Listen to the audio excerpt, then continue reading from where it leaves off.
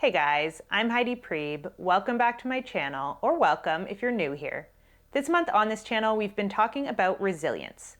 And one of the things we've gone over is what the difference is between trauma, so something that causes internal disorientation, particularly in our nervous system, and hardship. So hardship being a challenging circumstance that we move through in life that causes us usually to do some form of self-reflection and or growth work in order to overcome and move through. So what I want to talk about today is what we do when we find ourselves in those periods of hardship. So I had kind of an aha moment around this when I was reading Pete Walker's CPTSD From Surviving to Thriving, which if you've been around this channel for a while, you know is one of my all-time favorite books. And you don't have to have CPTSD to relate to what I'm going to say next. But I remember picking up this book and having this kind of fantasy that reading it and absorbing everything in it, and in particular doing all the healing work that was required of me, would get me to a place where I would always be thriving and never just surviving again. And I do actually think that there's a part of the book that specifically addresses the fact that to be healed does not mean that you live in a perpetual state of thriving. It means that you're able to switch back and forth between periods of thriving and surviving well. And unfortunately, this turned out to be very true of life. No matter how much healing work I did, hard times still came up. Periods of hardship and external challenges still arrived into my life, but I do like to think that I've gotten pretty good at accepting those periods and moving through them as effectively as possible. And when I say as effectively as possible, I mean in the most honest and direct way possible. So in this video, that's exactly what we're going to talk about. What to do if you find yourself in a period where you are not thriving. And in fact, you need to focus for a while on just surviving and getting through. So essentially what we're talking about today is how to suffer well. The first thing that I personally try to focus on anytime I notice that my life is not going the way that I've wanted it to, or some change is coming and forcing itself upon me that I do not want, is to identify that I am in a period of surviving rather than thriving, and try to minimize the time that I'm spending in resistance of that fact. Now, there are always going to be periods of our lives where things happen and we're like, oh, this isn't quite the way I want things to be going. And spending a little bit of time in resistance of those things, pushing back against them, seeing if we can actually not go into that situation that we don't want to happen, can actually be fruitful, right? So a lot of the time, this is an exit route. But sometimes some form of challenge or strife arrives in our lives in a way that is just proving itself to be persistent. And there has to be a point where we reckon with that cleanly and directly and accept for ourselves, right now, I am in the middle of a challenging period. I am going through something regardless of how much I do not want to be going through it. And so it might be time to manage my own expectations.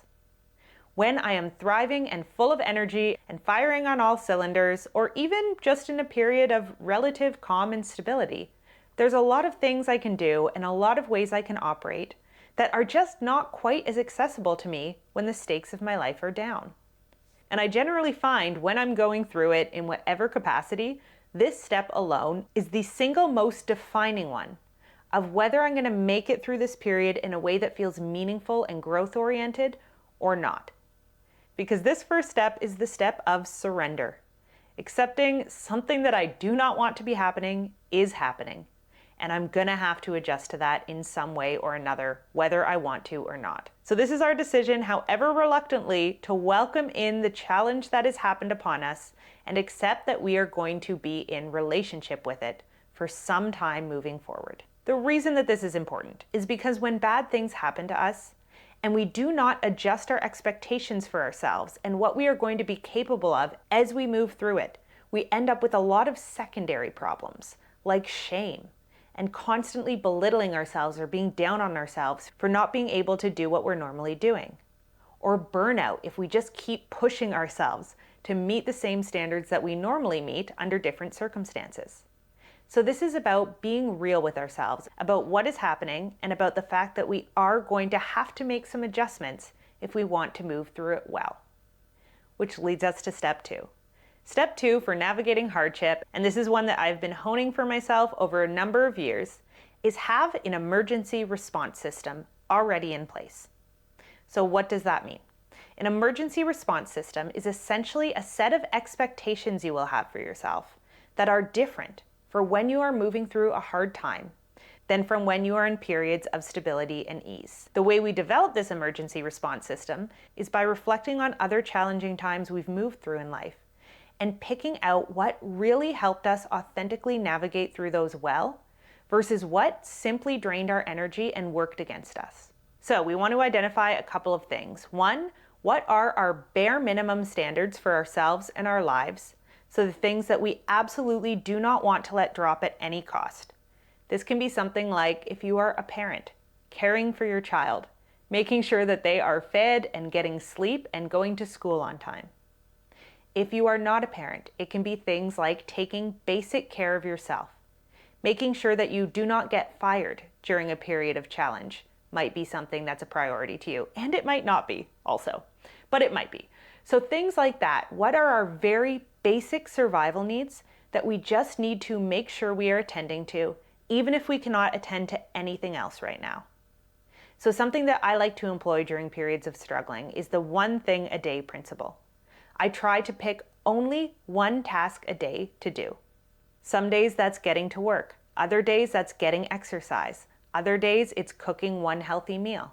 But as soon as I feel overwhelmed and in over my head in some major way in life, I try to boil each day down to just one most crucial thing that has to happen that day and allow myself to consider it enough if I have only done that. And that's usually my response system to something quite intense like depression.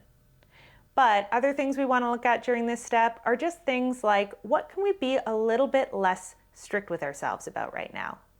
Not because we want our whole lives to go to hell, but because there might be things that we are day to day spending a lot of energy and willpower on that we actually kind of need some of that energy and willpower back from right now.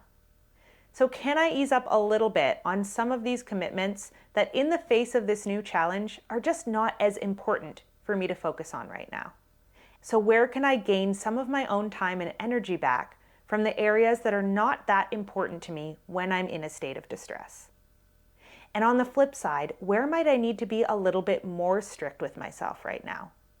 So when I'm really struggling, I try to be stricter than average with myself in areas like getting enough social interaction, going outside every day, getting enough rest. So doing things that under normal circumstances, we might be able to kind of power through without, but when the stakes are really down, we actually need to attend to heavily.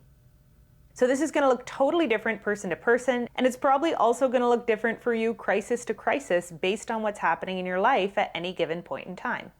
But just developing a bit of an idea of where you might be able to naturally relax some of the standards that you normally hold yourself up to in order to give yourself more energy back, and which resources, socially, financially, or otherwise, exist in your life that you might be able to withdraw from a little bit more heavily during these periods, is going to give you a sense of normalcy. There's a quote that I usually hear applied to things like military training, but I think it applies in lots of areas of life, that goes, "We do not rise to the level of our expectations, we fall to the level of our training."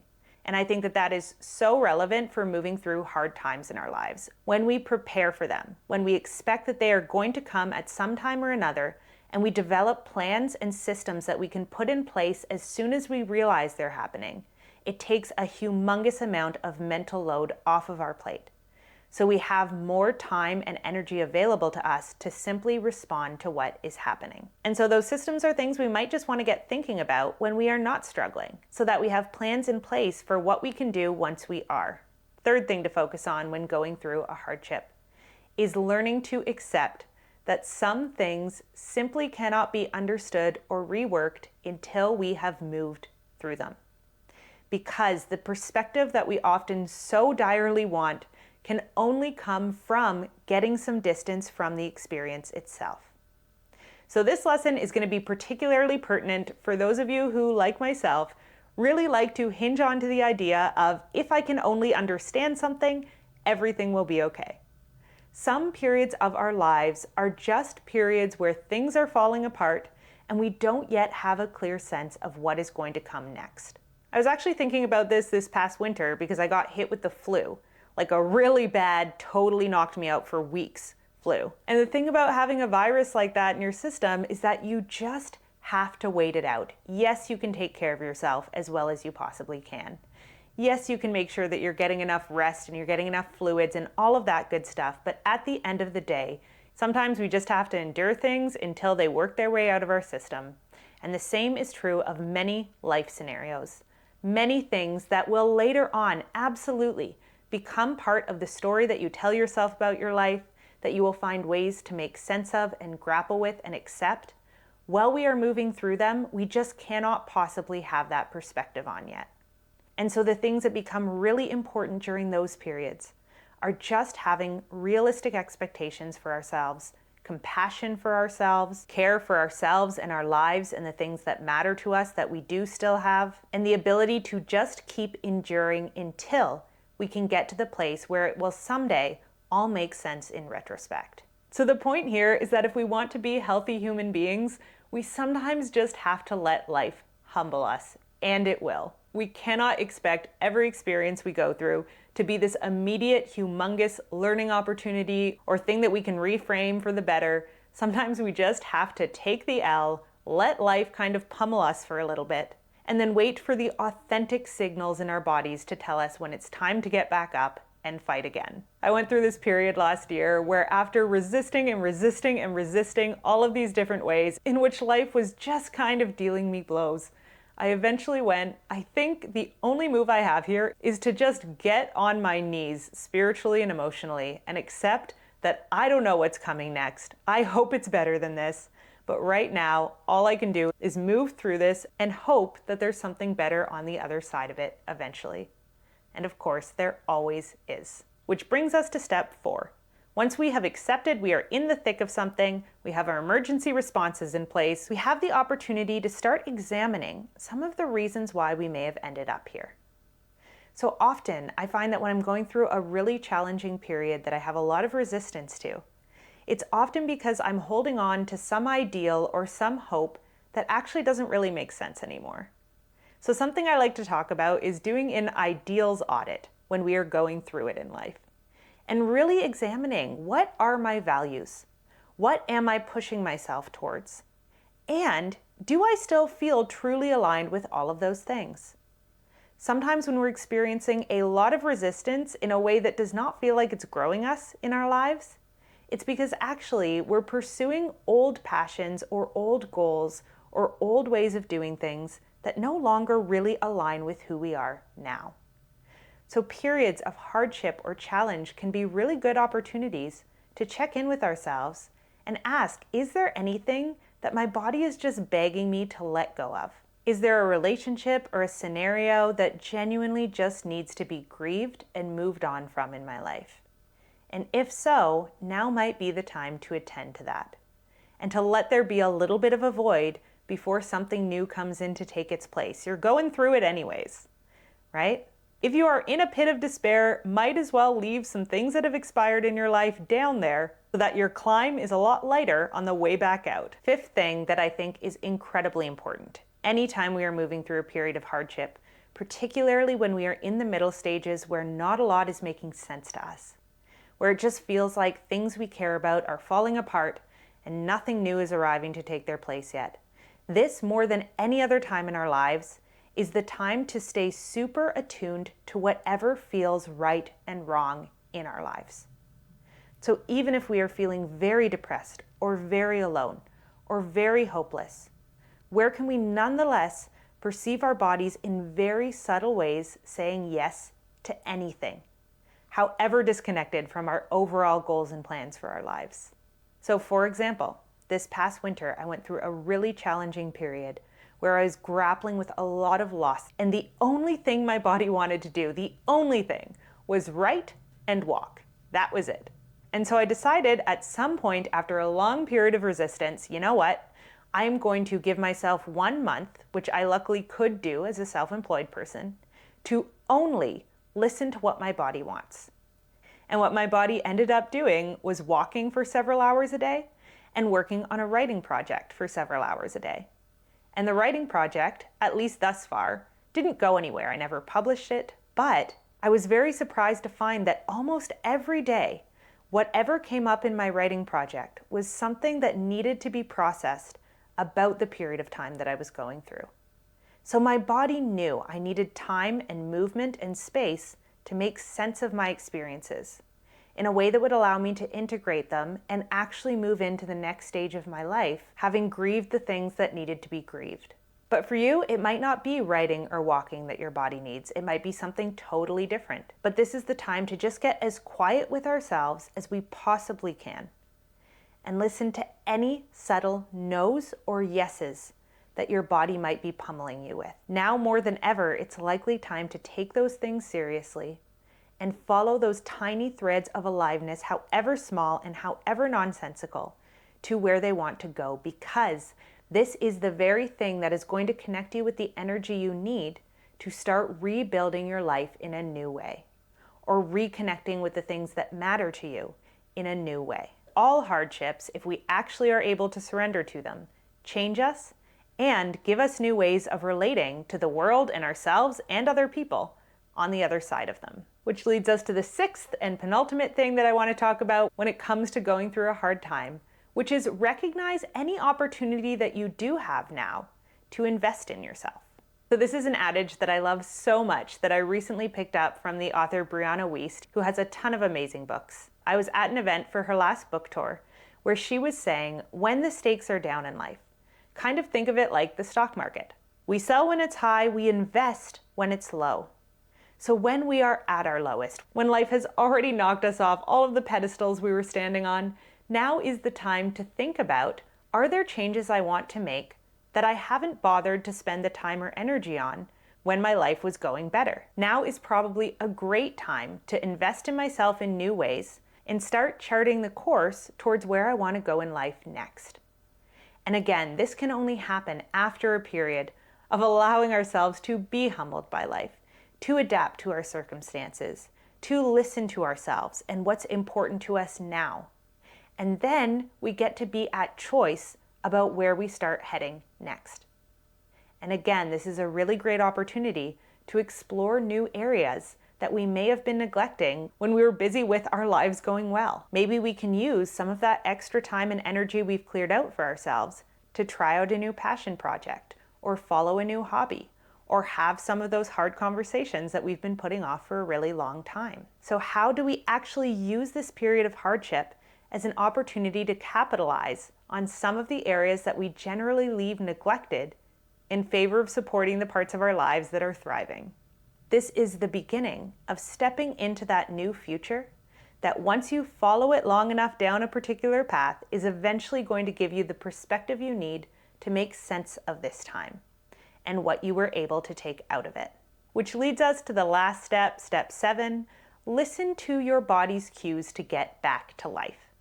So when we get good at things like surrendering to life and grieving things that are gone and moving through our pain effectively and with presence and awareness, what we also want to be paying attention to is, when is this period of suffering letting us know that it wants to be over?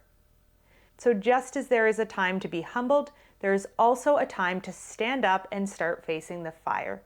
And in order to figure out when that time is, we have to be really honest with ourselves. So one of my favorite exchanges that I ever saw on Twitter was someone talking about intuitive eating.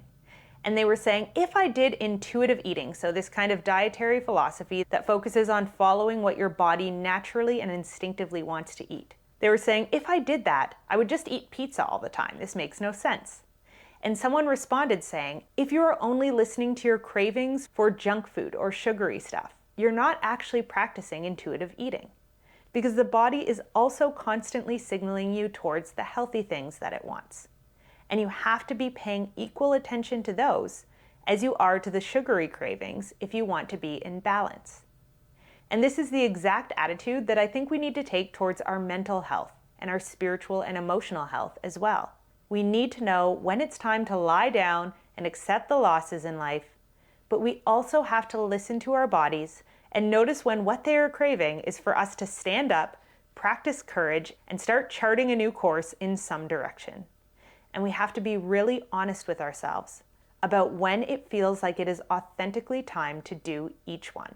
So if you have gone through a long period of struggle, but you're starting to feel positivity and excitement and hope return to your worldview, engage with those things, follow them, go where they are trying to lead you, because those feelings are indicative of the natural return to life that happens after we have gone through authentic grief. And those are just as real and valuable parts of the human experience as any of it. We gotta listen to the body's signals that it's time to go into a period of surviving, and listen to the calls that indicate to us that it's time to go back into a period of thriving, all the same. All right, that's all I'm gonna say for today on this topic, but as always, any thoughts, comments, perspectives, any pieces of advice that you would love to share with others about what you do when you are in these periods of just needing to get through something in life, please leave in the comments section below. As always, I love you guys. I hope you're taking care of yourselves and each other, and I will see you back here again really soon.